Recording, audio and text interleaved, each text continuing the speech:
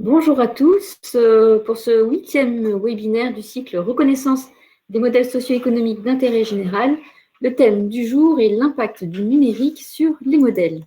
Alors très rapidement, pour introduire pourquoi on est là aujourd'hui, pour ceux qui ne nous ont pas encore suivis depuis octobre dernier, ça fait évidemment un certain nombre d'années que le Rameau travaille sur la question des modèles socio-économiques d'intérêt général parce que toutes les organisations, qu'elles soient publiques ou privées, sont confrontées à la question, au questionnement de leur propre modèle. Donc 12 ans de recherche empirique sur les modèles socio-économiques ont été capitalisés, particulièrement sur ceux d'intérêt général. Et on a voulu aller plus loin, c'est pour ça qu'avec la Fondation Total, la JEBVA, la Croix-Rouge française et la Banque des Territoires, on a souhaité proposer ce programme de reconnaissance des modèles socio-économiques d'intérêt général qui répond à 3 objectifs: de partager avec vous tous une culture commune sur la diversité des modèles socio-économiques. C'est aussi de permettre à chacun de pouvoir se repérer parmi cette diversité, donc de se positionner. Et enfin, on l'a vu depuis nos derniers webinaires, mais la question des modèles socio-économiques est un sujet qui est complexe. Et donc, l'un des objectifs de ce programme, c'est de pouvoir apprendre collectivement à piloter cette complexité. L'un des aspects de ce programme, c'est qu'il est rythmé par des webinaires tous les 3e jeudis du mois.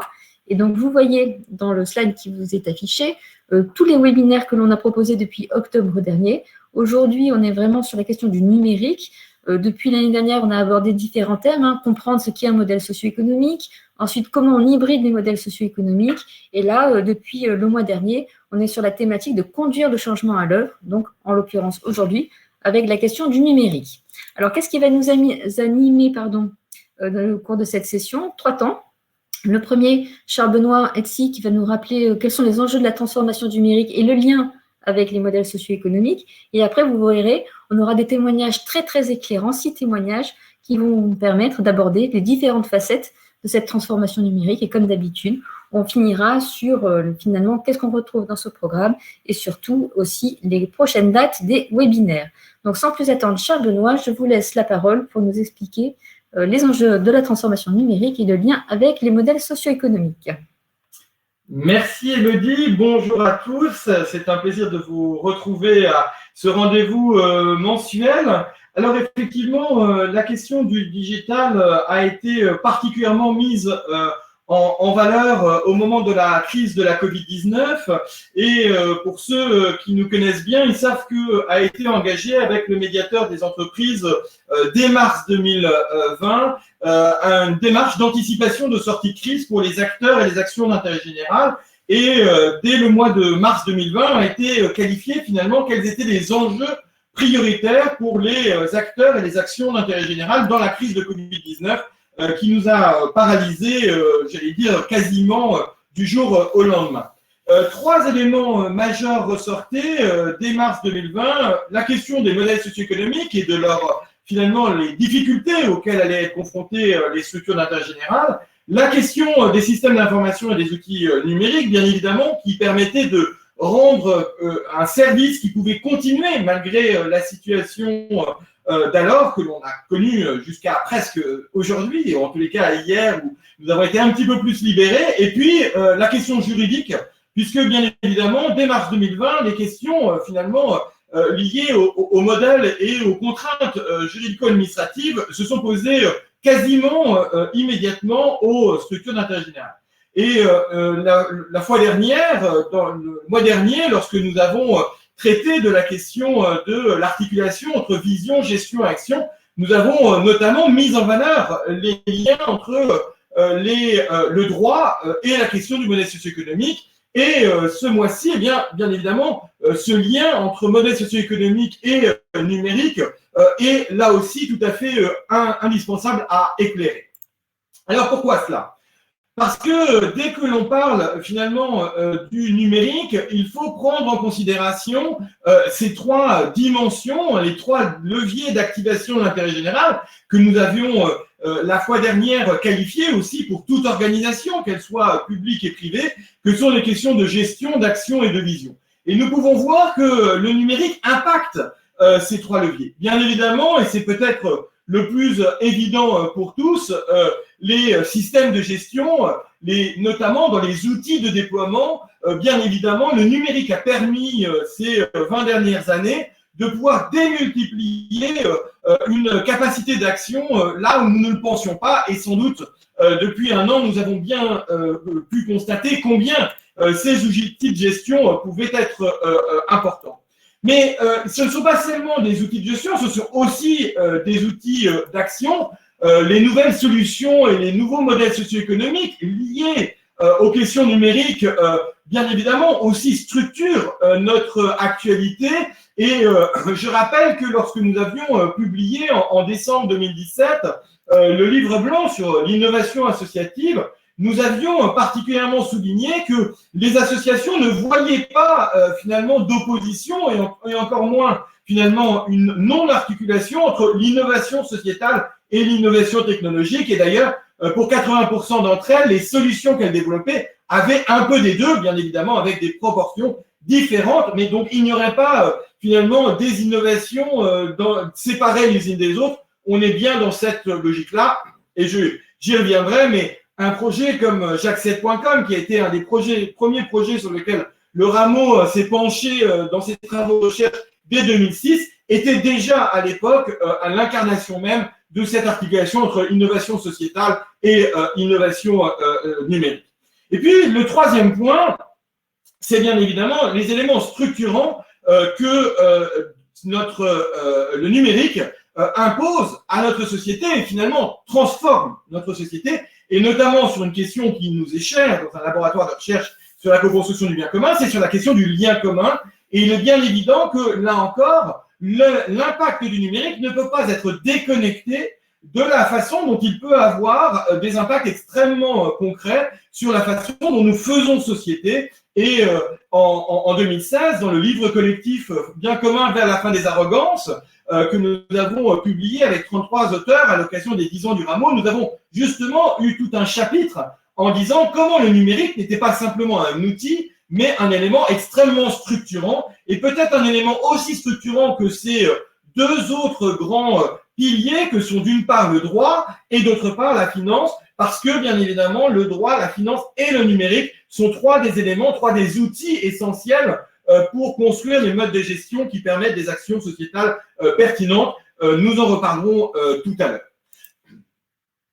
Et ce qui est intéressant de voir, c'est peut-être de retracer, puisque ce n'est pas un outil comme les autres, c'est peut-être de à la fois relire, relier et réinventer ce qui touche à cette question de lien entre le numérique et le modèle socio-économique.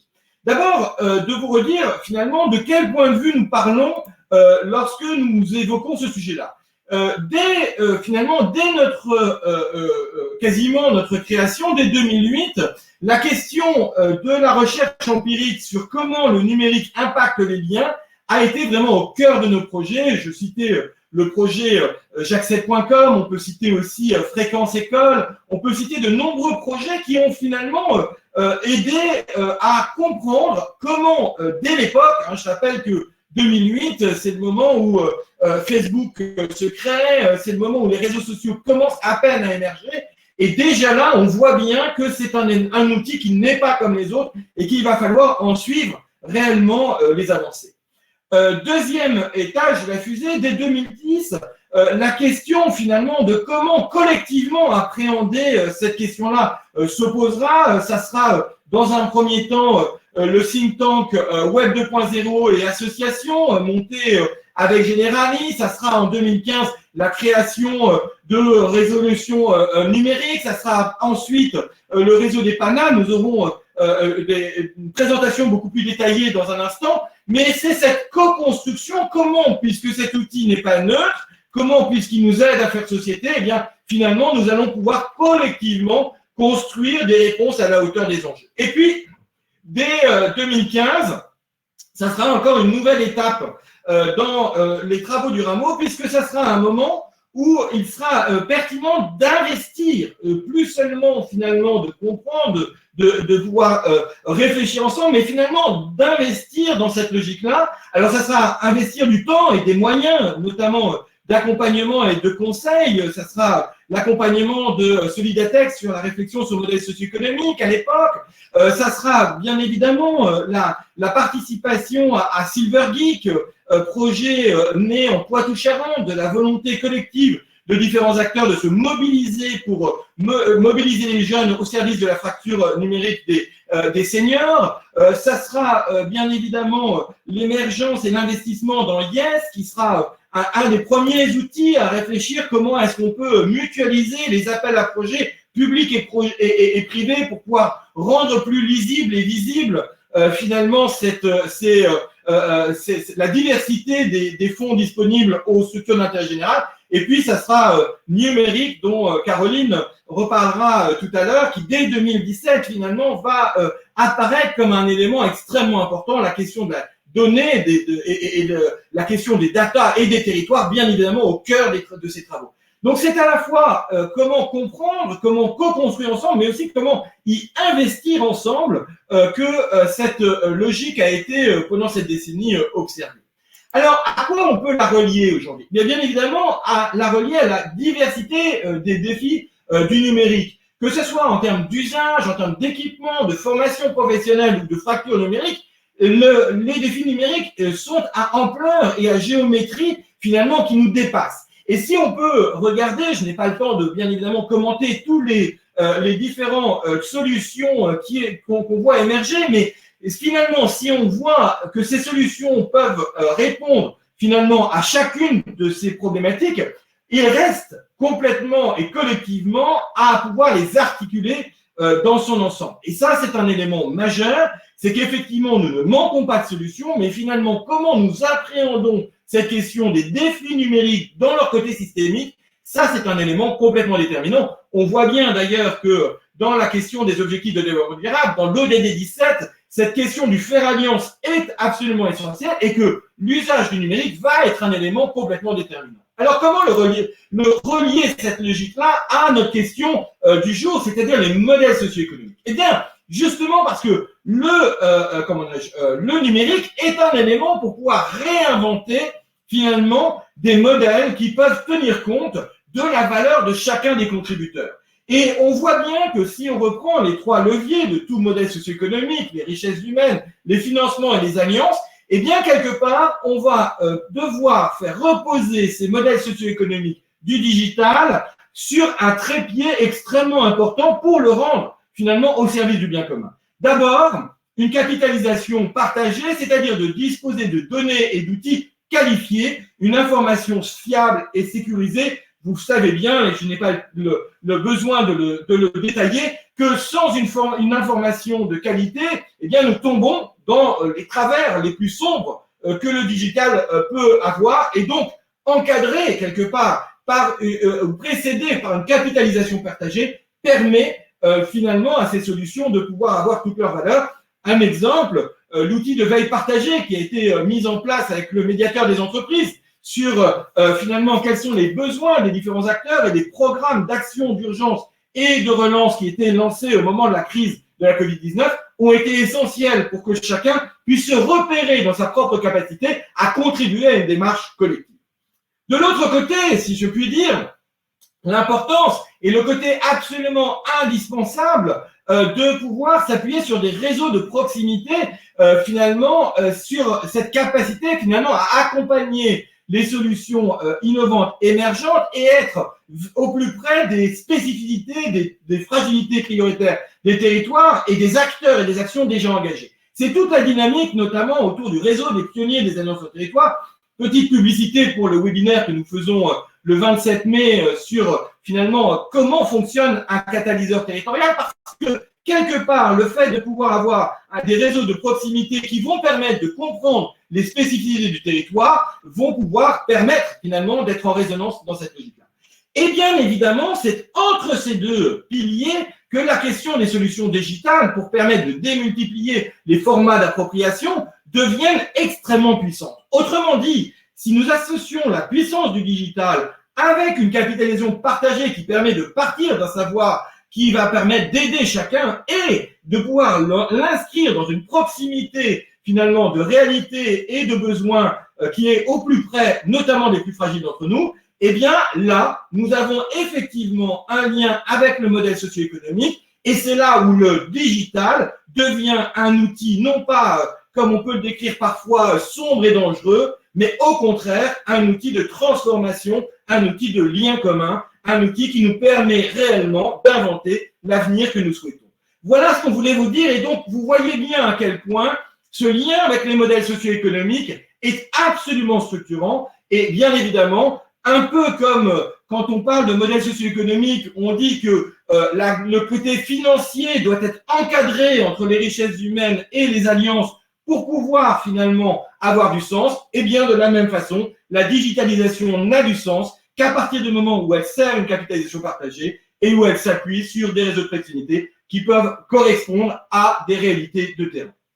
Voilà ce qu'il nous semblait important de traduire dans les fruits de nos expérimentations depuis maintenant plus d'une décennie sur comment le numérique est au service de ce lien commun. Merci Charles Benoît. Alors c'est une très bonne transition parce qu'on a avec nous 6 témoins qui vont permettre d'éclairer tout ce que vient de dire Charles Benoît. Vous allez voir, ça va faire de nombreux échos au témoignage de Charles Benoît. Donc avec nous, on a Solidatech qui va nous dire comment on peut devenir digital compatible et qu'est-ce que ça veut dire en termes d'adaptation. Isis Consulting qui va nous donner l'exemple de la santé, comment la santé, ce secteur-là, s'approprie, se saisit du digital. Numérique qui va nous expliquer comment on fait émerger un modèle d'économie circulaire de la donnée en parlant notamment du secteur de la mobilité, enfin du thème de la mobilité. Et on a la chance aussi d'avoir avec nous 2 dispositifs collectifs, Résolution numérique et PANA, qui vont éclairer comment on accompagne les territoires sur leur transformation numérique. Et pour finir, je vous présenterai l'exemple du jouet collectif autour de la thématique numérique et territoire. Alors, tout un programme très, très intéressant et très riche. Donc, je commence avec Claire Dubien, responsable de Solidatech, qui va nous dire comment devenir digital compatible. Claire, c'est à toi. Bonjour à tous, bonjour Élodie. Merci beaucoup Charles Benoît pour cette introduction très complète sur les enjeux du numérique et sur toutes les opportunités qu'il peut offrir. Donc je ne reviendrai pas sur le pourquoi y aller et qu'est-ce que ça peut apporter, mais peut-être plutôt sur les conséquences pour les organisations et à quel point il va falloir mettre en œuvre des choses en interne ensemble pour pouvoir arriver à atteindre les objectifs qu'on souhaite se fixer grâce au numérique.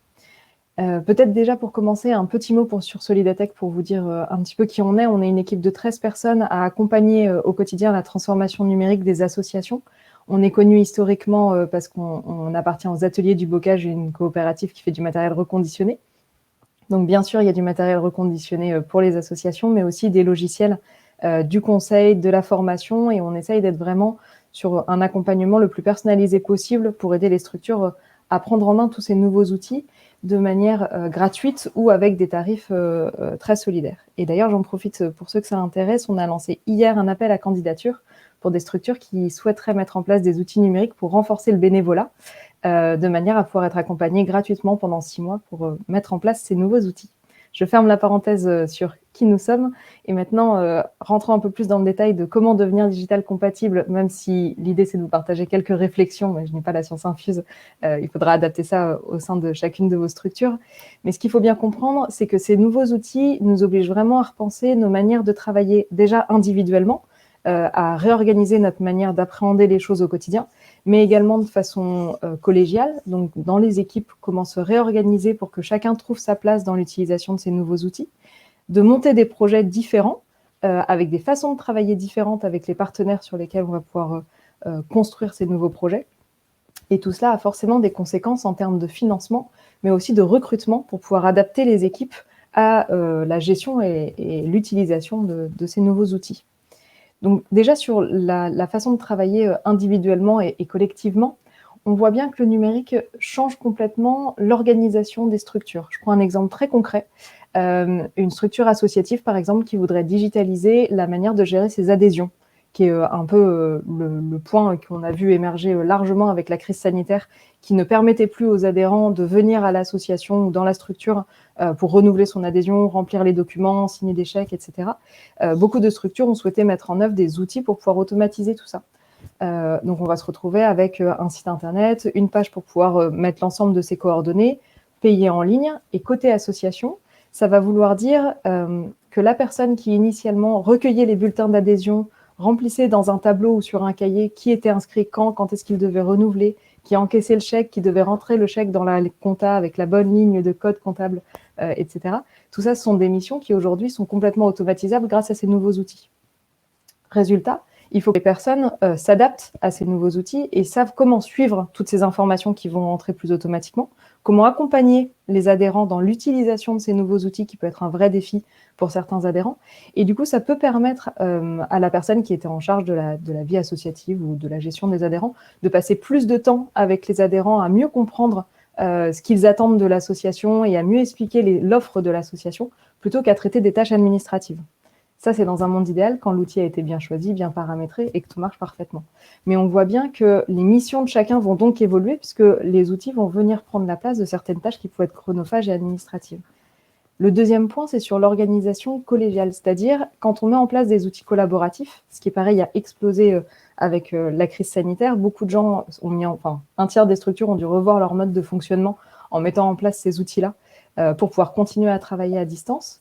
Non seulement on va devoir revoir personnellement sa manière de travailler, puisqu'on va utiliser des outils différents, mais également quelles règles on se donne pour pouvoir travailler de manière intelligente tous ensemble. Quels sont les droits que chacun se donne? Est-ce que quand on commente un document ou qu'on revoit un document, on indique les modifications qu'on va faire, qui a le droit de modifier quoi, etc. Toutes ces petites règles peuvent paraître très simples à mettre en place, mais si elles ne sont pas communément partagées, admises et connues de tous, ça peut être source d'énormément de frictions en interne. Aussi bien entre équipes bénévoles et salariés, entre bénévoles, entre salariés, mais également on peut imaginer pour la gouvernance, pour amener plus de transparence avec la gouvernance, ou au contraire créer des tensions au sein de la gouvernance si certains s'approprient des outils et d'autres se sentent complètement écartés. Pour ça, on va pouvoir s'appuyer sur ce qu'on a pu remonter en fait du terrain des structures qu'on a accompagnées, c'est qu'il y a deux choses qui marchent très bien pour pouvoir limiter ça. Le premier, c'est vraiment des temps collectifs pour pouvoir en discuter, sacraliser des temps de discussion sur quels outils on choisit, comment on les met en place, quelles règles on se donne et est-ce qu'on est tous alignés sur ces règles-là. Et de formation entre pairs pour que ceux qui maîtrisent mieux les outils puissent accompagner ceux qui les maîtrisent moins bien. Donc vraiment sacraliser des temps. Le numérique, ça peut paraître être un outil parmi d'autres facilement mis en place, parce que les outils sont de plus en plus simples à prendre en main. Et pourtant, il faut sacraliser des temps pour pouvoir en discuter et se mettre collectivement d'accord. La deuxième partie, c'est on voit émerger un rôle que nous, on appelle un peu référent numérique, qui n'est pas forcément une personne technique, qui ne va pas avoir une maîtrise technique des outils, mais par contre qui pourra centraliser finalement la connaissance de tous les outils qui sont utilisés, aider ceux qui peuvent se sentir un peu plus à l'écart et le mettre en relation avec des personnes qui maîtrisent un petit peu mieux, et pouvoir garantir la cohérence de l'ensemble des outils qui sont utilisés grâce à cette vision globale. L'utilité, c'est aussi qu'il peut aider l'ensemble de la structure à comprendre toutes les opportunités qui sont offertes par le numérique pour pouvoir vraiment l'intégrer dans la stratégie. On l'a vu avec l'introduction de Charles Benoît, le numérique ouvre de très grandes portes aujourd'hui et puis les autres témoignages qu'on va avoir vont montrer à quel point c'est vraiment dans tous les domaines que le numérique peut être une vraie opportunité. Mais pour ça, il faut savoir ce qu'il est possible de faire, avoir une culture numérique commune et que chacun à sa place puisse se saisir de cette culture numérique. Et le référent numérique peut aussi être là pour faciliter l'organisation de ces temps ou repérer des dispositifs comme Résolution numérique ou PANA qui vont aider à mettre en place ces temps d'acculturation commun. Enfin, et je terminerai par là, sur la partie impact budgétaire, bien sûr, le numérique a un fort impact budgétaire, notamment avec le changement de modèle économique des licences. Il y a quelques années, quand vous achetiez une licence, vous pouvez très bien en faire un investissement, vous trouviez des financements pour l'acheter une fois, comme un équipement numérique finalement, comme un ordinateur ou un téléphone, et vous pouviez l'amortir dans le temps.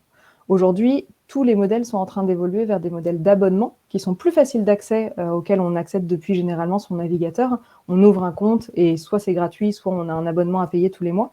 Mais du coup, ces abonnements sont des financements qu'il va falloir sortir de manière très récurrente. Donc ça, il faut revoir la manière de budgéter finalement ces dépenses. Et l'autre point, vous l'aurez compris à travers l'ensemble de mon témoignage, mais la place de l'humain dans la mise en place de ces outils est fondamentale si on veut qu'ils soient réussis. Et pour ça, il faut y dédier du temps. Donc, tout ce qui est gestion de projet, d'avoir un chef de projet lors de la mise en place d'un outil, mais également de pouvoir consacrer du temps de partage d'usage en interne, tout ça demande du temps et donc de l'argent quand on a des salariés et est important à budgétiser aussi dans son budget prévisionnel de l'année. Mais le numérique peut être bien sûr la source de nouveaux financements également. On en aura quelques illustrations avec les données, mais on parle régulièrement de crowdfunding. Plus simplement, le don en ligne a démocratisé vraiment le fait de pouvoir donner aux structures, que ce soit en termes de profil de donateurs ou de facilité de dons. Mais on voit également pouvoir se développer de nouveaux services comme le e-commerce, ou par exemple des communautés Emmaüs qui jusque-là ne pouvaient compter que sur les gens qui habitaient autour de la communauté pour pouvoir venir donner et racheter du matériel, des habits, etc. Aujourd'hui peuvent passer par des places de marché comme la boutique en ligne d'Emmaüs, la belle Emmaüs. Et là, on voit que ça change complètement le champ des possibilités pour ces communautés-là de développer toute leur activité de dons et de vente. On peut aussi penser par exemple à l'arrondi sur salaire qui a été complètement possible techniquement, uniquement grâce au numérique, même si on voulait le faire avant, c'était très compliqué à mettre en place sans ces nouveaux outils. Tout ça pour vous dire que pour devenir digital compatible, on voit bien que c'est un changement de culture avant d'être un changement d'outil vraiment. L'idée, c'est vraiment de comprendre tout ce que toutes les opportunités que peuvent amener ces nouveaux outils et d'organiser et d'aider chaque personne au sein de la structure à bien comprendre qu'il va falloir changer sa manière de travailler et d'aborder les choses pour pouvoir en tirer pleinement parti. Merci beaucoup Claire sur ton éclairage et le fait de montrer que finalement le numérique au sein d'une organisation, ça a des impacts sur ses richesses humaines, ses compétences, sur les sources de financement, mais c'est aussi un levier de coopération, notamment en interne. Et on voit très bien le lien humain et digital que tu as mis en évidence. Du coup, ça me fait un lien, une transition vers Paul Maître, qui est consultant associé au sein du cabinet Isis Consulting, et qui va nous expliquer en quoi comment la santé se saisit du digital et des impacts sur les modèles existants. Paul, c'est à toi. Ok, merci Elodie, j'espère que vous m'entendez bien. C'est ok? Parfait. Du coup, enchanté, j'ai fait quelques slides moi, mais ça sera Je suis ravi de l'introduction de Charles Benoît qui a bien planté le sujet et merci à Claire à son point précédent qui était très intéressant. Donc moi, je suis dans le conseil. Je vais pas faire un topo trop gros sur la boîte. On est 25-30 consultants sur Paris. On travaille dans le numérique, la transformation digitale, mais on a maintenant toute une équipe qui est dédiée à la transformation digitale dans l'univers santé sociale, ce qui fait l'intérêt j'espère, de ma présence parmi vous aujourd'hui. J'ai mis quelques exemples pour vous être très concret. Hein. Quand on dit on fait du conseil en numérique santé sociale, c'est quoi? Vous l'avez sur la slide. On travaille avec, et ce qui est intéressant par rapport aux thématiques traitées par le Ramon en général, on travaille beaucoup avec les pouvoirs publics parce que la santé et le social en France, c'est très porté par les politiques publiques. Donc, on travaille avec le ministère, mais beaucoup les régions, les ARS, les collectivités. On travaille avec des offreurs de soins, hein, c'est-à-dire les gens qui soignent ou qui s'occupent des personnes en fragilité. Avec pas mal de mutuelles, on reste dans le secteur de l'ESS, on est plus du côté des payeurs. On travaille avec des associations qui contribuent beaucoup à la bonne santé et au social en France. Et puis, on travaille avec des gens qui innovent là-dedans, qui sont soit start-up, soit éditeurs. Et quand je dis on travaille, on est à la fois dans du conseil soit très stratégique, c'est quoi notre stratégie numérique, jusqu'à des choses plus opérationnelles, comme ça a été évoqué par Claire, aider à mener un projet de déploiement d'outils ou d'aider les gens à s'approprier des outils. Donc, on parle de cette position d'acteur économique, mais qui intervient sur tout un tas de projets numériques, soit très en amont, soit les faire, soit en aval pour accompagner le changement, et ce qui nous donne un point de vue à partager avec la question du jour. D'avoir pris la santé comme exemple c'est très bien parce que pour moi, c'est un terrain évident où il y a une attente par rapport à l'innovation sociale et sociétale telle que le promeut et le défend le Ramon.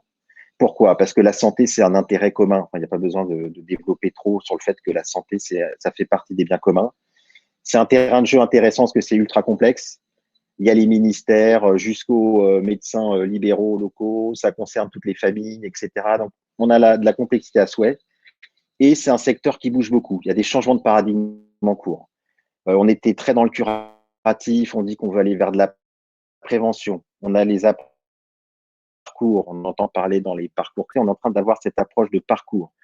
On peut pas être, je viens me servir de médicaments comme je veux, de consultes comme je veux. Donc, ça, c'est des changements de paradigme qui sont assez forts, qu'on retrouve dans les politiques publiques et qui se déclinent de plus en plus dans la vraie vie des gens. Et on a besoin d'approches holistiques parce qu'on se rend compte que oui, il faut mixer prévention, curatif, information, technologie, etc., etc. Et pour tout un tas de grands thèmes que tout le monde connaît à titre même perso, hein, pas forcément professionnel, mais le vieillissement, les maladies chroniques, les pandémies, je vous fais pas un dessin, mais on en vit en ce moment, le phénomène de déserts médicaux. Donc bref, tout ça fait qu'on a les défis qui vont bien pour essayer de voir, je vais y venir, en quoi le numérique peut aider, mais surtout en quoi les démarches d'innovation sociétale et de travail en alliance, ça paraît plutôt évident. Je l'ai mis des petits points en dessous, hein, c'est ce côté, le système en lui-même fait intervenir de toute façon des acteurs publics, des acteurs privés et des acteurs associatifs et des citoyens. Je l'illustre, je vais passer vite, hein, vous aurez les slides, je ne vais pas le détailler, mais un exemple hein, dans le cadre de mission, mais l'écosystème de la santé, ça ne fait que renforcer ça, il est très vaste. J'ai beaucoup d'acteurs publics dans les ministères, dans les régions. L'offre de soins, elle est très vaste, hein, de l'hôpital au médecin libéral. Et puis, j'ai beaucoup de structures qui interviennent peu ou prou dans la santé. Même les collectivités locales veulent pouvoir jouer un rôle dans l'offre de santé de leur territoire. Et puis, quand je parle d'industriels et de start-up, on entend aussi beaucoup parler de la e-santé, tout ce qu'on peut faire en numérique et santé, tout ça mobilise beaucoup d'acteurs. Moralité, plein de gens et plein de structures très différentes pour contribuer. Là, j'ai laissé le terme de chaîne de valeur santé, mais apporter de la santé, ça mobilise beaucoup de monde, ce qui en fait un terrain d'innovation sociétale. Là aussi, c'est pour illustrer à la fois et le côté complexité et le côté imbrication forte. On est dans un secteur où les pouvoirs publics sont présents, où il y a beaucoup de possibilités de financement. L'État a envie de jouer un rôle, a envie de promouvoir des développements de nouvelles solutions, de nouvelles offres, de nouveaux acteurs numériques. Et tout ça donne c'est une illustration, hein, un maillage assez complexe pour aller. Il y a tout un tas de programmes qui financent des choses, qui visent la e-santé, on travaille beaucoup là-dedans, donc qui visent des programmes et des innovations en e-santé. Et là aussi, ça montre que voilà, le public veut jouer un rôle, veut apporter de l'argent et pas que, et a besoin de travailler avec des acteurs privés pour s'en saisir, pour apporter des solutions sur les territoires. Donc, c'est un peu comme Monsieur Jourdain. Savoir, ils sont dans le jeu d'alliance dès maintenant, parce qu'ils disent, moi, public, j'amène un cadre, j'amène de l'argent, mais si j'ai pas des territoires et des acteurs pour monter les solutions citoyennes, on n'y arrivera pas. Du coup, le numérique là-dedans, dans ce contexte qui est très favorable à l'innovation sociétale, le numérique, il y a beaucoup de choses qui ont été dites par Claire que je ne vais pas redévelopper. Nous, on le voit en tant que praticien, deux grands volets. Ça me sert vraiment à réinterroger, innover, renverser la table, pour faire simple. Et ça peut être, c'est vrai, un outil super pour créer de nouveaux métiers, de nouveaux modèles. Et puis, en même temps, j'ai mis versus, mais c'est deux facettes. C'est aussi, sans changer, sans tout bouleverser, c'est un outil magnifique pour automatiser, rationaliser sans en faire un gros mot, mais optimiser les choses. Et l'apport du numérique, il est sur les deux. Et je pense que ce qu'ont dit et Charles Benoît et Claire confirme ça. On le voit aussi, il y a eu des mots dans ce qu'a dit Charles Benoît qui étaient un peu sur ce thème-là. Le numérique aussi, il peut aller des deux côtés. Et nous, on le voit, c'est pas que de la science-fiction. On a des tendances à aller vers de l'utopique. Hein. Je peux résoudre un tas de thèmes d'efficience, je peux améliorer la vie. Hein. Vous avez dû entendre parler de certains joueurs de Californie qui disent qu'on va avoir la vie éternelle, etc. Dans l'utopie, mais en même temps, on a aussi des craintes qu'on voit tous les jours, hein, d'eugénisme, de contrôle de population, d'inégalité. Le traitement de la crise Covid par les différents pays a pas mal illustré ce qu'on pouvait faire de plus ou moins liberticide avec le numérique. Donc, c'est à savoir aussi dans la transformation numérique, on a ce type de questions à se poser. Nous, quand on travaille dessus et qu'on fait un peu de prospective, on voit bien que de dire comment j'innove avec le numérique dans ce jeu d'alliance, ça pose des questions assez intéressantes. Alors, j'ai pris des petites images de cinéma que j'avais déjà utilisées, c'est pour le fun, mais les thèmes, je l'espère, sont sérieux et alimenteront la discussion. Il y a un premier point, c'est qui a le pouvoir. On voit bien que de faire un jeu d'alliance autour de la santé, on peut faire changer l'équilibre. Aujourd'hui, la santé, c'est le médecin qui a le pouvoir, pour faire très court. De mettre de la techno, de mettre un peu plus de parties prenantes, on voit bien qu'on peut faire changer le pouvoir. Et le illustre très bien qui décide, le politique, le conseil scientifique, Doctolib, bref. On a ces questions-là, elles sont très intéressantes à poser à l'aune de travailler en alliance, parce qu'il y aura toujours ces questions de pouvoir derrière. Il y a un côté important quand je mets ne pas marcher que sur une seule jambe, c'est qu'on a besoin d'interdisciplinarité. Si je regarde qu'avec l'œil du techno, ça va pas suffire, que l'œil ça va pas suffire, etc., etc. Au-delà de la question de pouvoir, il faut vraiment croiser tous les regards pour avancer. Et puis, le côté signe noir, moi, je l'avais évoqué dans une conférence, c'est marrant, hein, bien avant le Covid, mais le Covid illustre bien. On peut mettre en place des plans, on va être de plus en plus soumis et vraisemblablement à des choses qui, entre guillemets, nous tombent sur la tête et vont secouer très fort les modèles qu'on essaye de mettre en place. Donc, et ça, quand on traite d'innovation en santé, d'innovation sociale, il faut le garder en tête. Et est-ce que ce qu'on met en place pourra résister à des changements très brusques? Du coup, cette mutation donc la santé qui se pose toutes ces questions, on voit le numérique qui peut intervenir à tout un tas de niveaux. Il y a déjà, c'est pas que de la science-fiction, déjà pas mal de choses en marche. Et la co-construction et les modèles hybrides dans le numérique en santé sont réels. Déjà, il y a des programmes nationaux qui le promeuvent. J'ai mis des noms barbares, mais quand on dit article 51, c'est-à-dire l'État est prêt à financer des expérimentations numériques organisationnelles pour faire la santé autrement. Communauté 360, CPTS, programme de télémédecine, ce ne sont que des exemples pour dire l'État offre de plus en plus de cadres dans lesquels on peut inventer des nouvelles façons de faire et avec du numérique dedans. L'exemple du Covid a montré des choses intéressantes. Il y a, par exemple, l'Alliance numérique contre le Covid qui a vu se fédérer des startups, des grands assureurs. Il y a AG2R, il y en a plein d'autres. Plein de grosses boîtes, La Poste a joué aussi dedans, se sont mis ensemble pour créer des solutions, des plateformes où on pouvait se questionnaire pour s'aider à s'évaluer si on était malade ou pas. Voilà, ça a révélé des jeux d'alliance avec du numérique dedans de manière très spontanée à l'occasion d'une crise. Et puis, ce qui est intéressant, et là où ça renforce l'intérêt des alliances, c'est qu'on n'est pas encore, je l'espère, je touche du bois, dans un secteur où on a un acteur hégémonique qui va venir, j'allais dire, ramasser la mise dans une approche marché. On n'a pas et on l'a vu là aussi, Covid, les grands acteurs de pharmacie, on aurait pu se dire, ça va être encore un industriel de pharmacie qui va tout prendre plus d'un an. Les big pharma sont un peu à la traîne aujourd'hui dans ces innovations-là et c'est pas elles qui vont ramasser le jeu. On a quelques licornes, comme on dit, c'est-à-dire des startups qui deviennent très grosses très vite. Doctolib, Alan, peut-être un peu moins connu dans l'assurance santé, mais qui prennent beaucoup de pas, mais qui n'ont pas encore un caractère hégémonique et qui savent très vite jouer le côté il faut que je travaille avec l'État, il faut que je travaille avec les territoires, sinon je vais pas y arriver. On n'a pas de Google de la santé qui va vouloir tout faire. En tout cas, pas chez nous. Et la logique des acteurs est de se tourner vers les alliances, ce qui est plutôt intéressant. Et puis pour quelques exemples quand même pour dire qu'on voit des choses intéressantes là-dedans et nous qu'on travaille, on est sur des projets qui s'appellent e-parcours, qui sont vraiment de ce type-là. À l'échelle régionale, je monte des plateformes pour suivre le parcours des patients. Et ben on y voit jouer l'État, des industriels et des acteurs locaux. J'ai mis le logo du RPS Médecins Libéral, c'est intéressant. C'est une association, les URPS, c'est les médecins à la maille d'une région qui travaillent ensemble. Et ben, ils ont décidé de monter un projet numérique de télémédecine. Dans cette vraiment logique, on se fédère en association, on va chercher des produits numériques et on va voir la région et l'ARS pour dire qu'on fait un truc intelligent. On est vraiment dans cette logique-là. La Croix-Rouge, avec son centre d'innovation 21, fait aussi ce jeu-là des alliances, associations, start-up numériques. On va sur le terrain, on propose des choses. Et enfin, nous, on travaille concrètement sur des projets pour le PIA4, qui est le plan d'investissement d'avenir, qui appelle dans son texte très clairement à proposer des innovations qui, outre l'aspect techno, intègrent un consortium d'acteurs qui ressemble très fort aux alliances promues par le rameau. Même chose, j'ai rajouté un logo pour dire et pour vous donner des exemples concrets. L'APF, donc le France Handicap, réfléchit là aussi à comment innover sur certains services avec du numérique et tout de suite dans une logique de ça se fait pas tout seul, il faut le faire avec des partenaires, tant sur le côté numérique que le côté financement. Et donc, ces logiques-là, on les sent sont en train d'imprégner les acteurs et l'écosystème.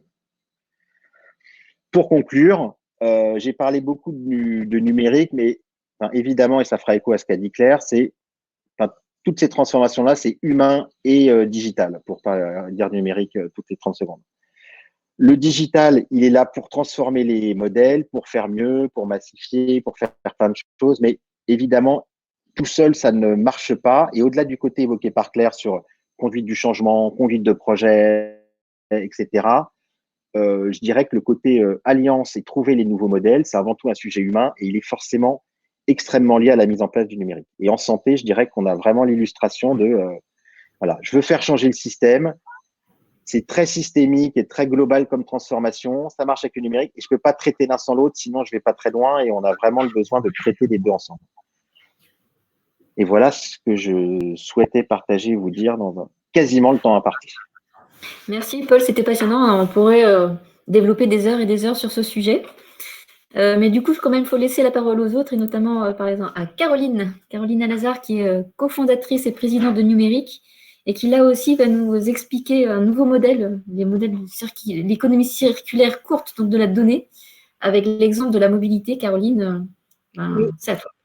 Bonjour à tous. Alors déjà, je voudrais remercier Charles Benoît et son équipe pour l'invitation. Donc effectivement, Numérique, je l'ai créé en 2018 avec le soutien du Rameau au départ comme au format associatif. Et nous sommes devenus sur ce début d'année 2021 une société coopérative.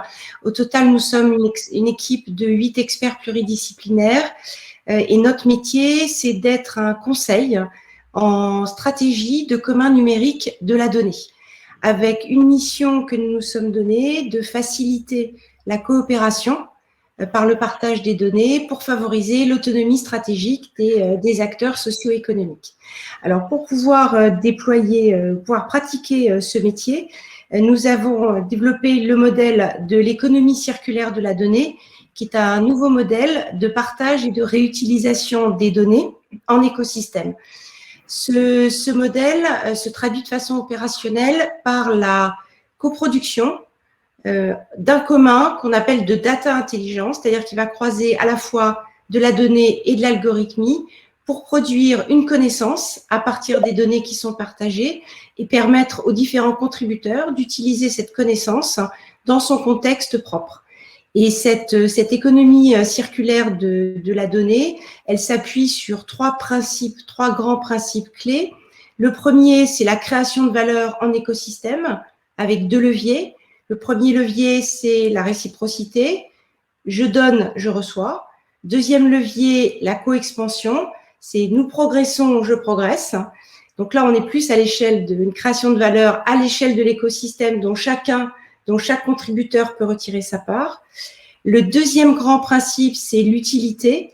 À la fois parce que le commun va permettre de créer des boucles d'apprentissage, de développer un patrimoine commun de connaissances qui va s'enrichir au fur et à mesure qu'il va être pratiqué, et aussi en recherchant la régénération d'impact positif.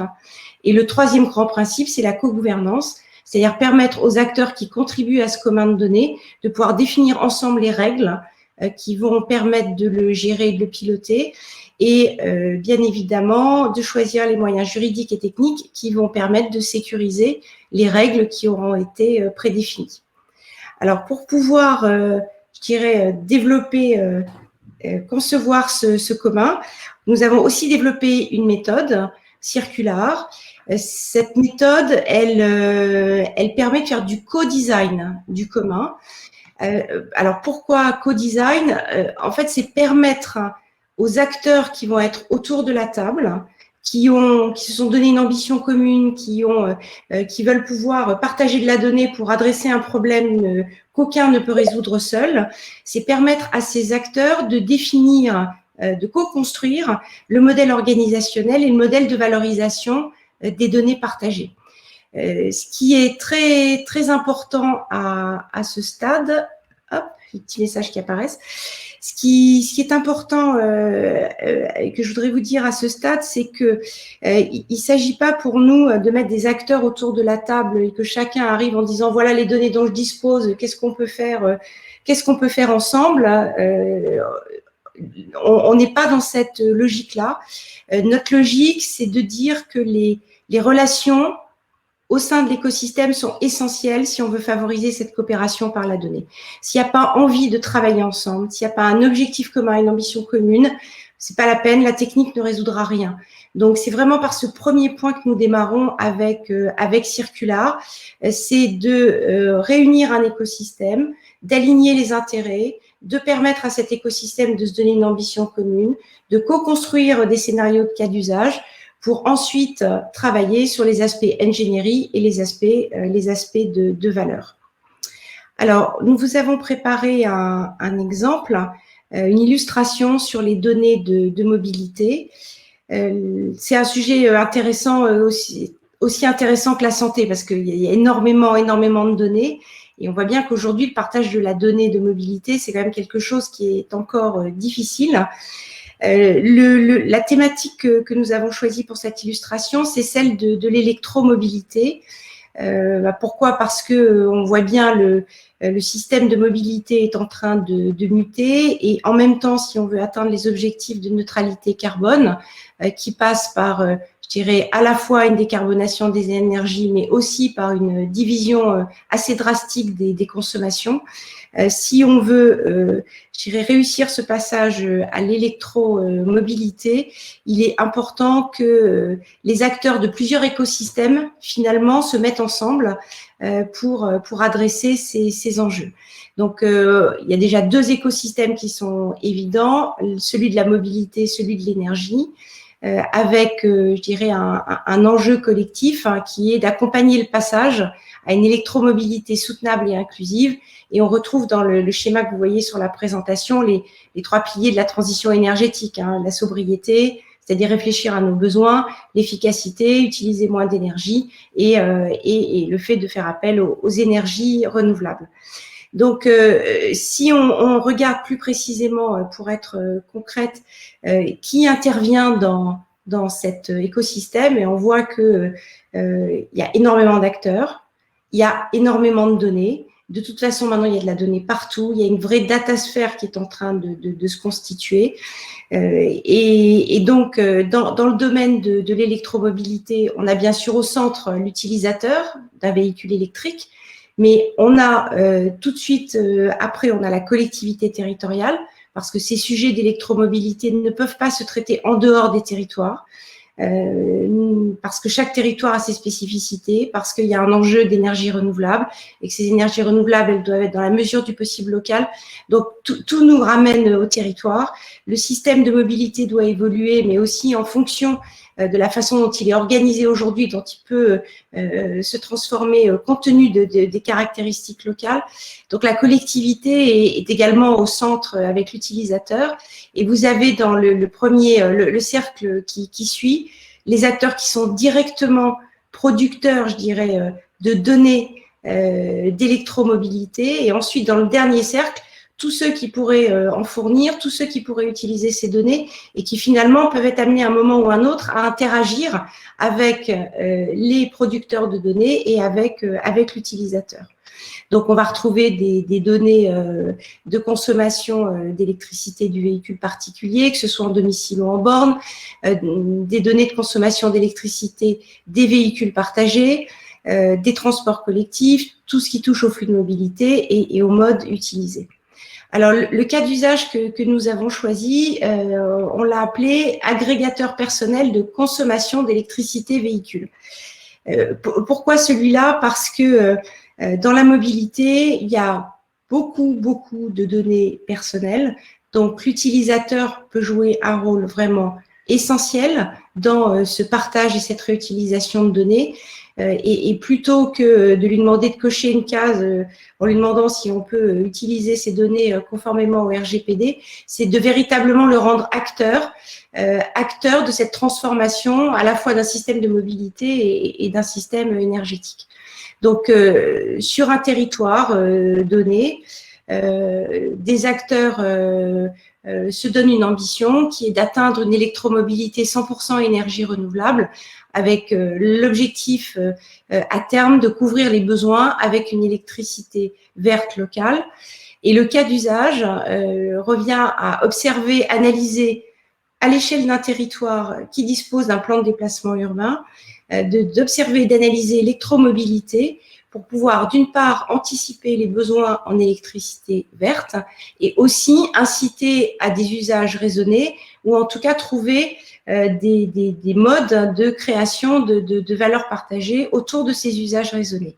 Donc, il y a trois grands axes possibles dans ce cas d'usage. Le premier, c'est de permettre aux acteurs, aux opérateurs et à la collectivité d'avoir une meilleure connaissance des flux pour gérer plus facilement les réseaux. C'est par exemple pouvoir adapter le placement des bornes aux flux de mobilité. Le deuxième axe touche à la régulation des consommations. Par exemple, d'inciter à une recharge des véhicules électriques lorsque l'offre est plus importante ou moins sollicitée. Et un troisième axe autour du partage des consommations, qui pourrait être, par exemple, d'inciter au covoiturage ou au report modal quand c'est possible, grâce à la connaissance des flux.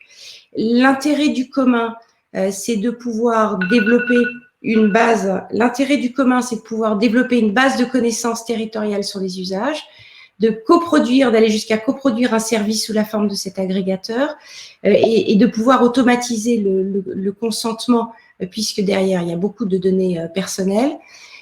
L'avantage du commun, c'est cette adaptation au contexte territorial, c'est que des données qui sont sensibles ne sont pas partagées, c'est-à-dire ce qui est partagé, c'est le résultat auquel les acteurs veulent arriver, mais s'il y a des données sensibles, elles peuvent ne pas être partagées.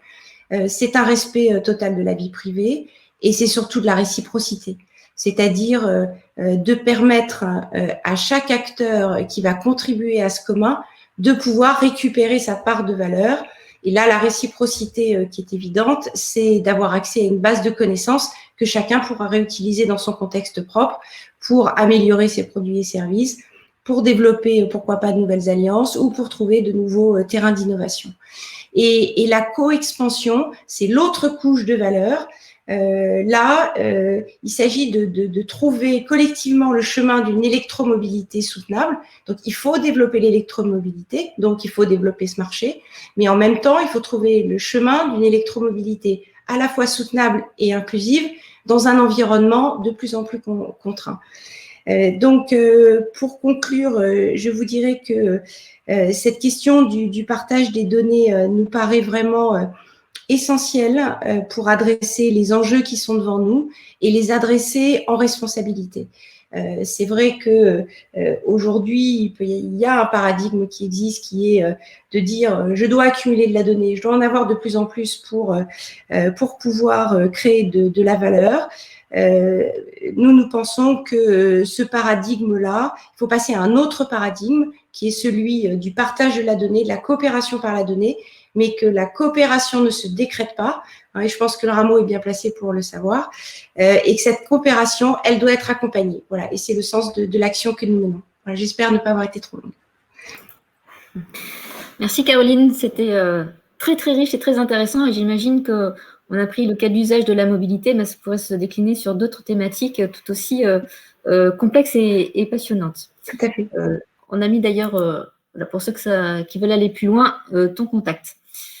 Alors pour continuer, et là on va se retourner vers les territoires, on a la chance d'avoir avec nous l'éclairage de deux dispositifs collectifs complémentaires que sont Résolution Numérique et PANA qui accompagnent les territoires dans leur transformation numérique. Et pour en parler, on a d'une part Mehdi El-Benfarissi, qui est chargé de mission au mouvement associatif, qui va nous parler donc de résolution numérique, et Charlie Tronche, qui est directeur de la communication et des partenariats au sein de Hello Asso, qui lui nous parlera du programme PANA, deux dispositifs collectifs, donc qui illustrent ce jouet collectif dont on aime tant parler.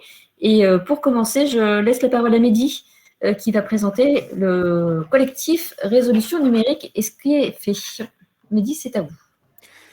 Oui, merci Elodie. Alors bonjour à toutes et à tous. Merci à Charles Benoît et au Rameau de nous avoir invités pour illustrer et présenter la démarche résolution numérique qui, comme l'a justement bien dit Elodie à l'instant, est un programme collectif, mais également un programme territorialisé. Pour vous présenter un petit peu la démarche résolution numérique, alors résolution numérique, c'est quoi? Résolution numérique, c'est un cycle de rencontres qui sont territorialisées, qui visent à accompagner les associations dans leur transition numérique. Alors concrètement, c'est des événements gratuits, ouverts à tous, qui sont organisés par des acteurs à destination des associations autour de sujets liés à la question de la transition numérique des associations.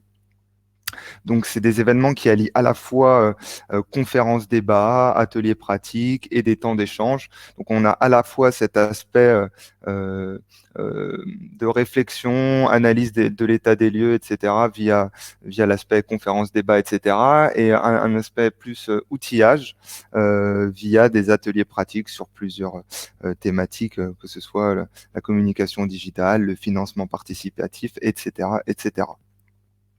Alors, à l'origine des résolutions numériques, les résolutions numériques, à l'origine, c'est un dispositif qui a été lancé par un collectif national dont certains des intervenants d'aujourd'hui sont membres de ce collectif sur lequel je présenterai ultérieurement, qui a décidé d'expérimenter des événements un peu partout en France sur la période 2016-2017 pour outiller les acteurs associatifs dans leur transition numérique. Donc, il y a eu sur cette période, il me semble, une dizaine d'événements qui ont rassemblé plus de 1000 participants. Et de par cette première expérimentation, le collectif a capitalisé dessus et a souhaité lui donner un second souffle via la création d'un site internet et d'outillage pour lui donner une dimension territorialisée. Et cette fois-ci, proposer aux acteurs associatifs des différents territoires d'organiser eux-mêmes des événements autour de la transition numérique, et pour ce faire, d'être accompagnés justement à la fois par le collectif national qui a expérimenté et qui travaille sur ce programme, mais également par des partenaires territorialisés qui ont une connaissance également des acteurs qui œuvrent à la question de la transition numérique sur le territoire, pour finalement outiller les potentiels organisateurs d'événements en résolution numérique.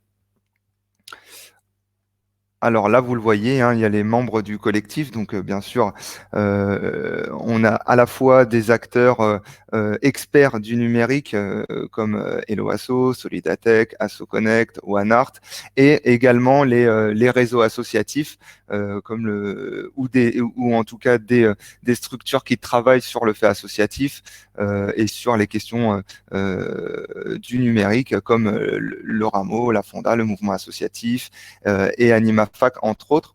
Donc, c'est cette complémentarité justement à la fois entre acteurs experts du numérique qui apportent leur expertise sur le sujet, et à la fois les têtes de réseau, acteurs associatifs et instituts ou structures qui travaillent sur la question du fait associatif.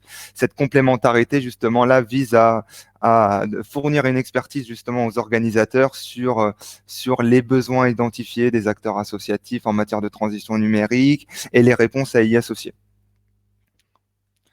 Alors là, concrètement, vous avez un exemple de journée résolution numérique. Alors, ce qu'il faut savoir, c'est que à l'origine, les résolutions numériques, c'est des événements qui ont vocation à être territorialisés et en présentiel.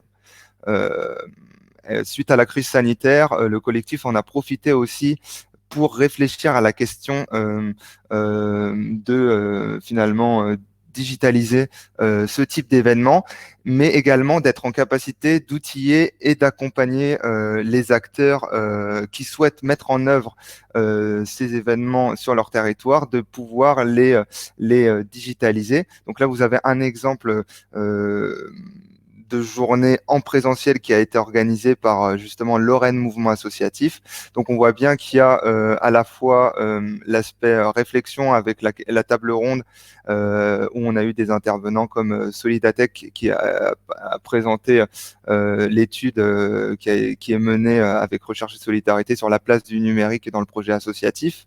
Et puis on a aussi tout l'aspect atelier participatif, outillage, avec des intervenants qui ont pu outiller les les acteurs en fonction des besoins, des échanges avec les participants sur la question des logiciels libres, la question des outils collaboratifs, la question du financement participatif. Enfin, voilà, on a toujours cette articulation, c'était pour ça que je tenais à vous montrer un exemple de journée, on a toujours cette articulation entre l'aspect outillage et l'aspect plus état des lieux, réflexion sur les enjeux de la transition numérique pour les acteurs associatifs. Alors finalement, comment organiser et où participer à un événement résolution numérique? Alors, depuis maintenant plusieurs années, on a lancé un site internet qui vise à proposer aux acteurs qui le souhaitent de participer à un événement résolution numérique où il y a une page qui est dédiée pour voir l'ensemble des événements qui sont à venir sur leur territoire résolution numérique. Et on a aussi un questionnaire en ligne qui vise en tout cas aux organisateurs qui souhaiteraient organiser des événements résolution numérique de leur territoire, de préciser un petit peu leurs intentions en termes de rayonnement, de thématiques, etc., etc., pour pouvoir donner un aperçu et finalement orienter un peu l'outillage que pourrait fournir à la fois le collectif national et les réseaux en lien territoriaux dans le montage de leur événement résolution numérique. Et j'en profite enfin pour vous préciser que sur le site internet, il y a aussi une page ressources qui vise à outiller un petit peu, alors tant les organisateurs d'événements résolution numérique, mais pas que, tous les acteurs qui souhaitent et qui s'intéressent à la question de la transition numérique des associations. Alors, on a toute une liste de ressources qui ont été développées par l'ensemble des acteurs qui ont été cités précédemment, qui sont présentes sur la page ressources et qui sont catégorisées par thématique.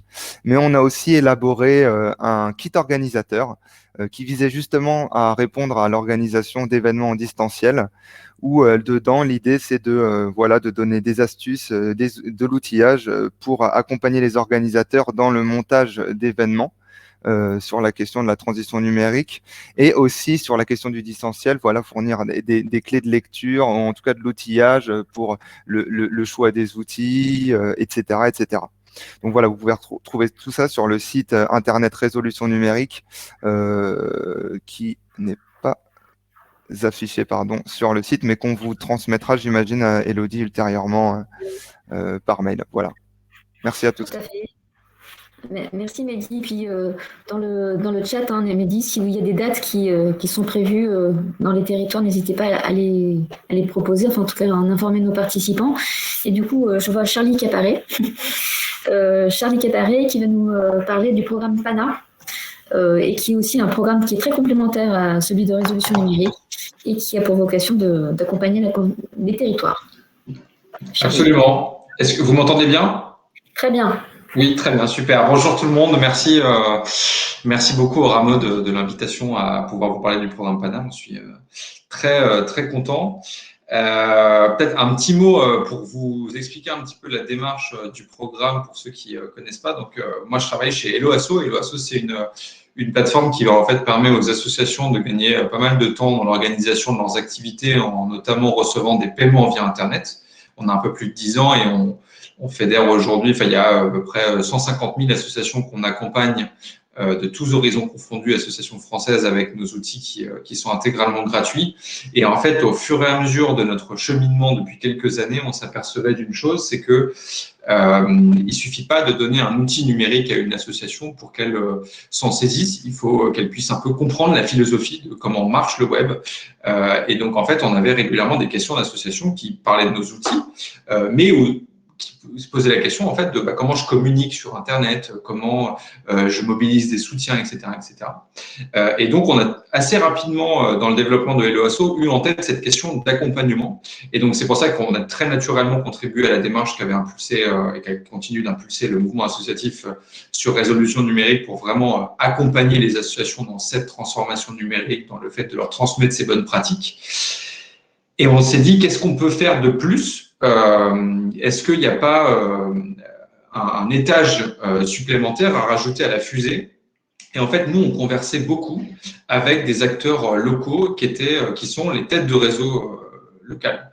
Les maisons des associations, les fédérations, la Ligue de l'enseignement, les comités départementaux olympiques et sportifs, les acteurs de la médiation numérique. Et en fait, on conversait avec ces acteurs-là qui avaient pour partie dans leur mission de pouvoir orienter, voire parfois même former les associations de leur territoire pour favoriser le développement de la vie associative locale.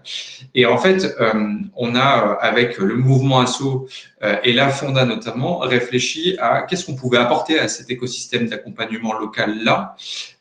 Donc, en fait, on est venu le voir, on leur a posé des questions. Qu'est-ce qui vous manque comme brique de compétences dans l'accompagnement? Est-ce que vous vous sentez à l'aise sur le numérique? Qu'est-ce qu'il vous faudrait pour que vous vous sentiez à l'aise?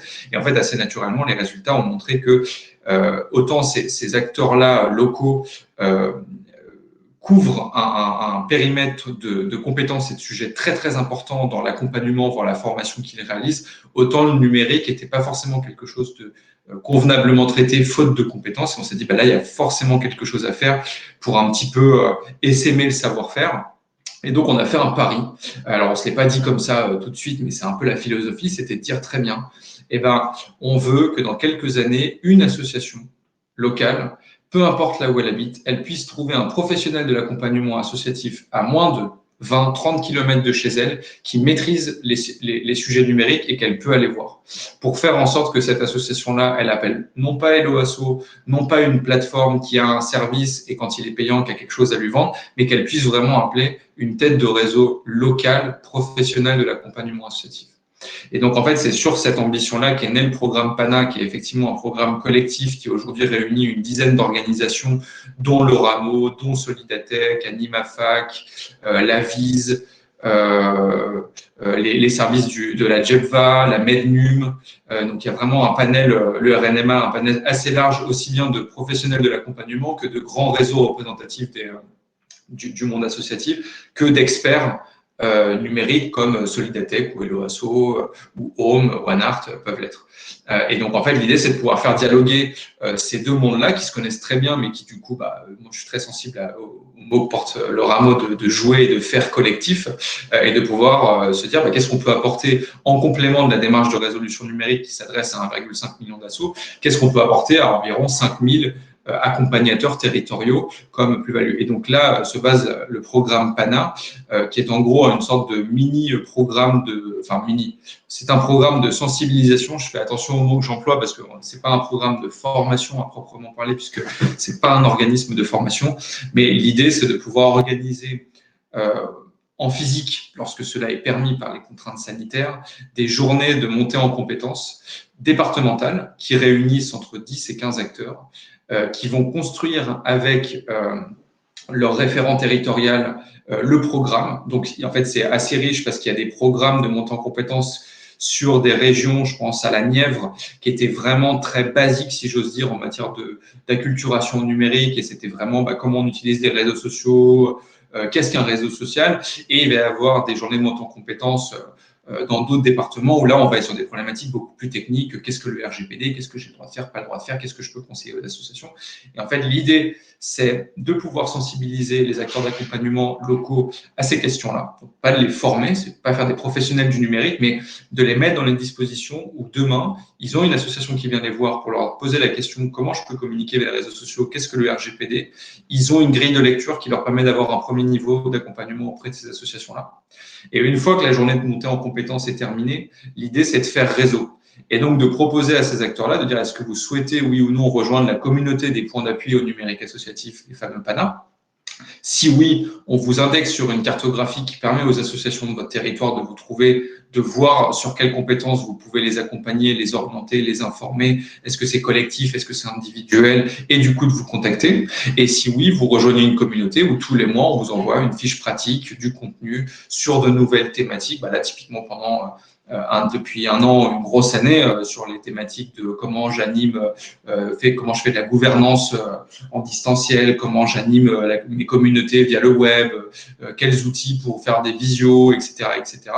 Là, on a été très prolifique en matière de contenu de fiches pratiques et l'idée, c'est vraiment de pouvoir animer cette communauté au-delà de la journée de montée en compétences et de qui est une sorte d'apprentissage continu pour pouvoir continuer à grandir ensemble.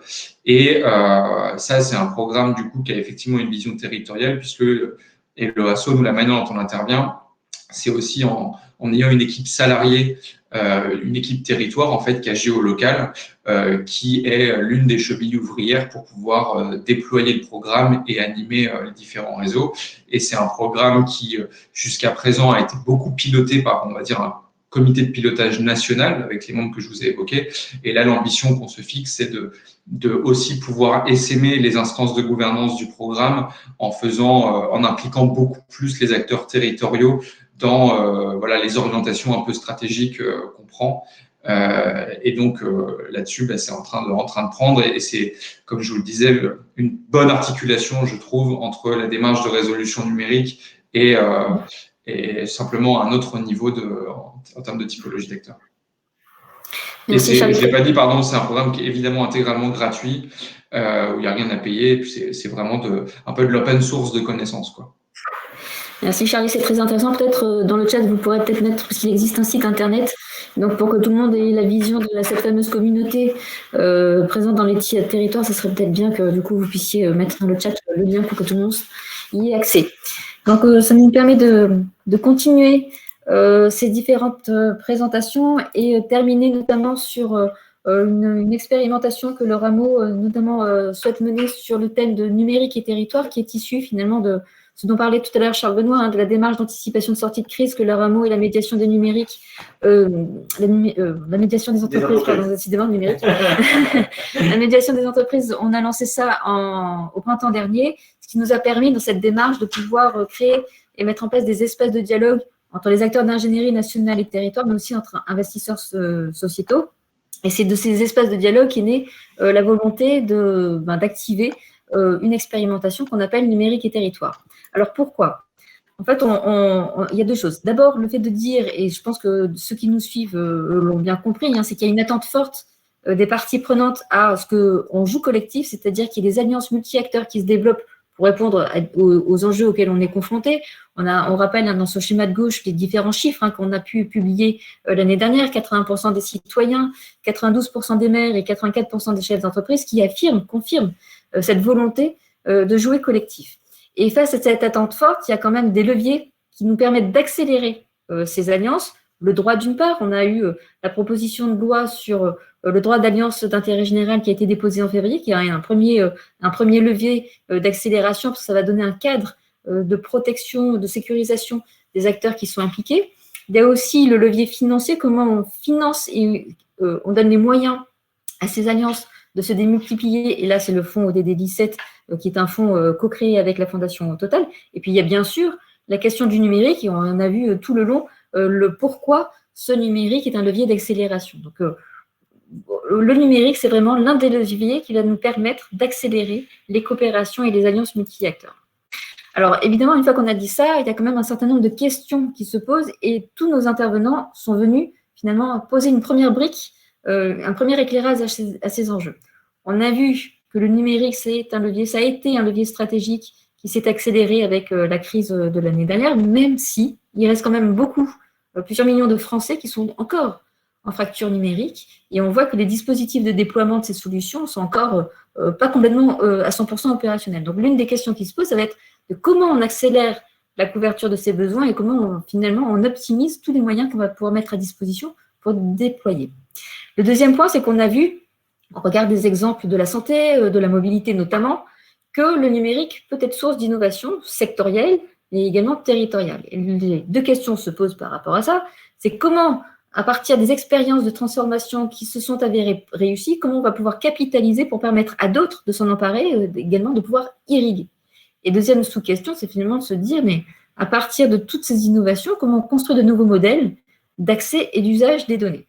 Mais ces deux grandes questions, ces deux grandes thématiques, finalement, ne peuvent se réfléchir qu'en tenant compte des spécificités territoriales, et les témoignages de Mehdi et de Charlie en sont vraiment des exemples importants, c'est qu'on ne peut pas prendre en compte le numérique sans penser les spécificités territoriales. Et donc, l'objectif de cette expérimentation que l'on lance, ce programme numérique et territoire, il aura pour objectif, finalement, d'éclairer deux notions. Mais d'abord, je voulais vous dire que c'est En ici. fait, il a été lancé. Voilà. J'étais un peu trop rapide. lancé. Exactement.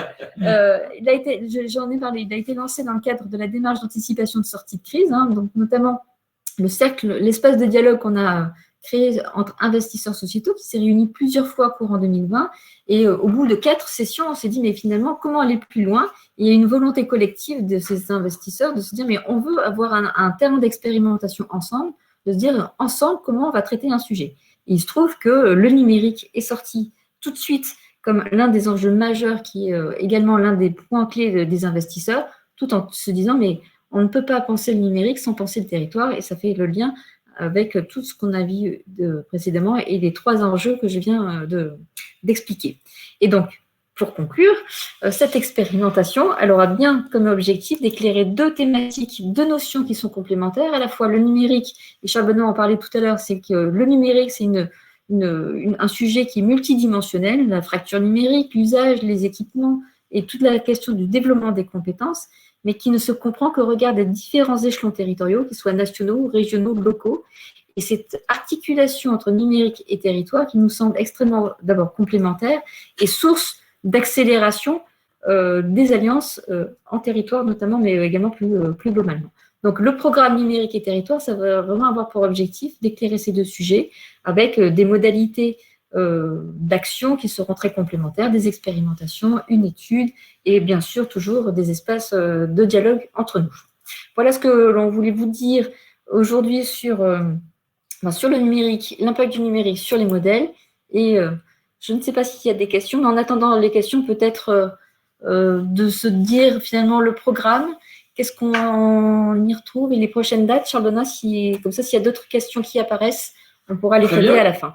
Alors, juste donc de redire en quelques mots, hein, pour ceux qui ne connaîtraient pas encore, après cette 8e étape de notre cheminement, c'est les objectifs, mais vraiment c'était de pouvoir partager ensemble une culture commune des concepts clés liés à la question de la transformation des modèles socio-économiques et voyez toute la diversité finalement des angles qui peuvent y être abordés. C'est pouvoir à chacun se repérer, savoir se positionner dans l'écosystème. Bien évidemment, un modèle socio-économique d'intérêt général n'est pas le même qu'un modèle économique de service public, que d'une entreprise, que de l'économie du savoir. Donc finalement, comment positionner l'ensemble de ces modèles et puis apprendre à piloter la complexité pour pérenniser son action. L'exemple que nous avons partagé ensemble sur l'impact du numérique est bien évidemment exemplaire en ce sens.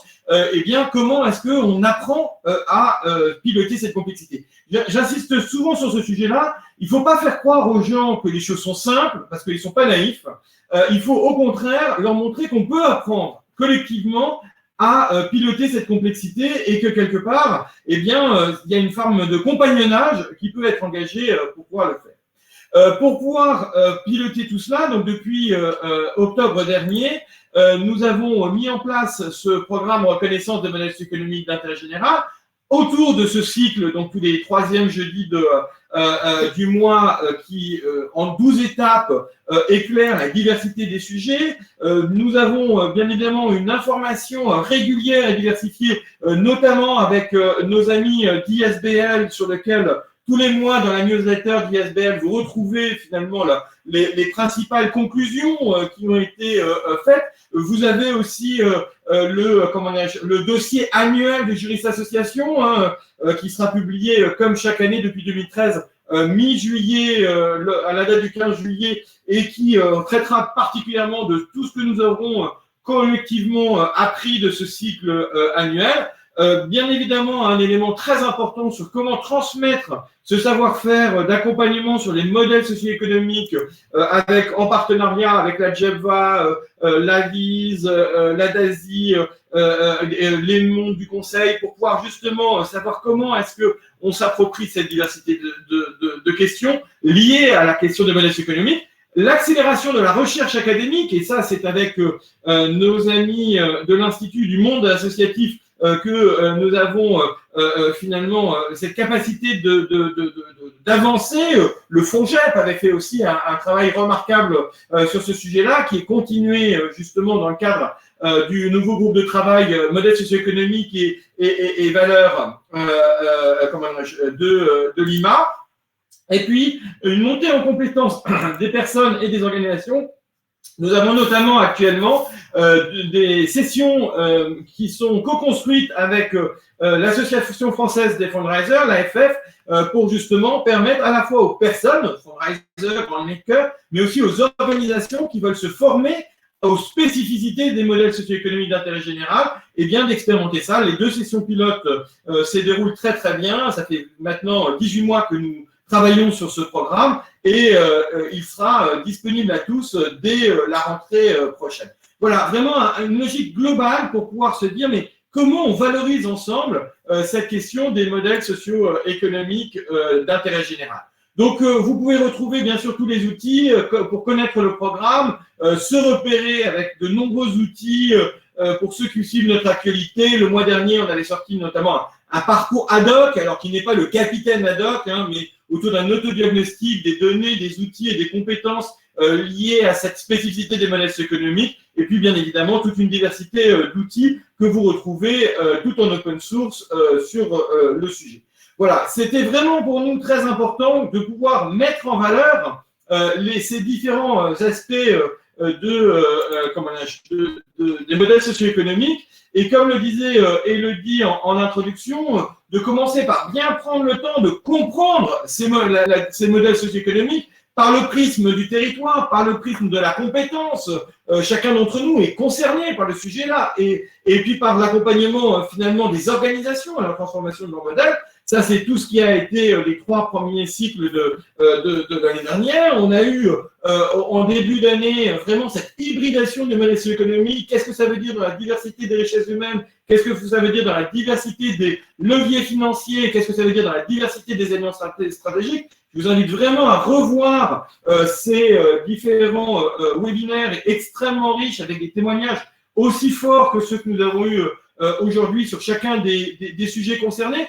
Vous avez aussi, à l'issue de ces travaux, un module qui a été de e-learning sur qu'est-ce que les modèles socio-économiques, pourquoi, comment. Et puis, nous sommes actuellement dans la 3e étape de notre cheminement, c'est-à-dire comment on conduit le changement. La fois dernière, c'était articuler la vision, comment ce modèle socio-économique est au service d'un projet associatif, la gestion, comment est-ce que le droit impacte et finalement comment c'est le fondement même de la réflexion en lien avec le modèle socio-économique. Et au sein de l'action, finalement, nous avions l'accélérateur de la Croix-Rouge qui est venu témoigner comment finalement on peut renouveler, faire évoluer les 3 leviers de son modèle socio-économique à travers l'action et les expérimentations. Et nous avons vu aujourd'hui même la question de l'impact du numérique, comment cet outil transforme de façon extrêmement profonde finalement les modèles, l'ensemble des modèles, et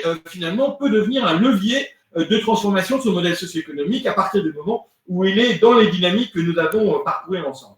Et ça nous amènera tout naturellement la fois prochaine à aborder la question finalement de l'innovation sociétale. Comment est-ce que ces modèles socio-économiques, au fur et à mesure des différentes phases d'une innovation sociétale, eh bien, comment il évolue, comment est-ce qu'il se transforme, que ce soit en termes de richesse humaine, de financement, d'alliance, bien évidemment, au moment de son émergence, au moment des expérimentations, de sa modélisation, de son industrialisation, ce ne sont pas les mêmes leviers qui sont actionnés, mais quelque part, on verra tous mobilisés et tous mobilisables sur cette innovation sociétale qui nous permet non seulement de sortir de la crise de la Covid que nous sommes en train de vivre, mais aussi de pouvoir réaliser l'agenda 2030 des objectifs de développement durable. Donc, comme vous le voyez, vraiment, notre chemin se poursuit. Et donc, dès le 17 juin à 13h, nous vous attendons tous. Mais pour ceux qui auraient manqué tout ou partie de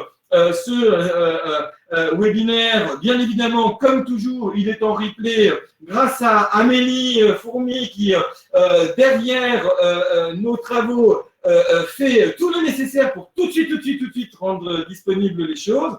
Et puis, nous aurons au 3e semestre, nous aurons la question de croiser les regards par domaine d'action, par territoire et par profil d'acteurs, pour finir ce cycle qui nous amènera en octobre à reboucler, et nous l'espérons tous ensemble, au Forum national des associations et des fondations pour partager les fruits de cette année de cheminement. J'attendais avec impatience de voir apparaître des questions dans le chat.